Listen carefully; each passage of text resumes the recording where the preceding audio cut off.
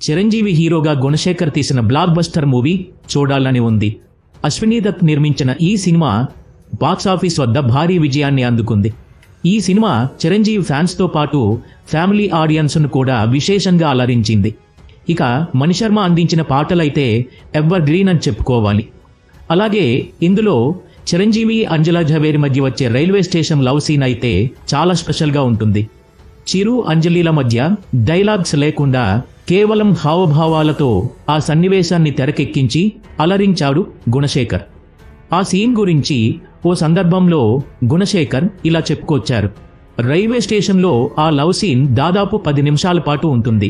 చిరంజీవి గారికి అస్సలు డైలాగ్స్ ఉండవు. ఆయన రైల్వే స్టేషన్లో చైర్ మీద కూర్చొని అమ్మాయిని చూస్తూ ఉంటారు అని చెప్పగానే అశ్విని దత్ గారు షాక్ అయిపోయారు. పైగా ఈ సన్నివేశం షూట్ చేయడానికి నాంపల్లి కాచిగూడ రైల్వే స్టేషన్లు కావాలని అడిగారు. అయితే అశ్విని దత్ గారు ఆశ్చర్యపోవటంలో తప్పులేదు. ఎందుకంటే ఫ్రేమ్లో చిరంజీవి ఉండి కూడా డైలాగ్స్ లేకుండా 1 నిమిషం పాటు సన్నివేశం నడపాలంటేనే చాలా కష్టమైన విషయం. అలాంటిది ఏకంగా 10 నిమిషాల పాటు అంటే ఇంపాసిబుల్ అనుకున్నారు. పైగా ఈ సన్నివేశం తీయడానికి నాంపల్లి కాచిగూడ రైల్వే స్టేషన్లు కావాలంటే జరిగే పని కాదు అనుకున్నారు.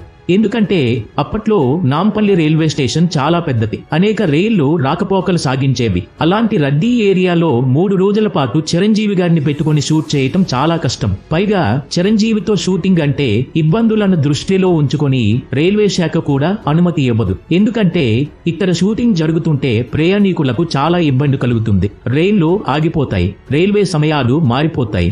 ఎలాగైతేనేం చివరికి అతి కష్టం మీద రైల్వే శాఖ అనుమతి లభించింది.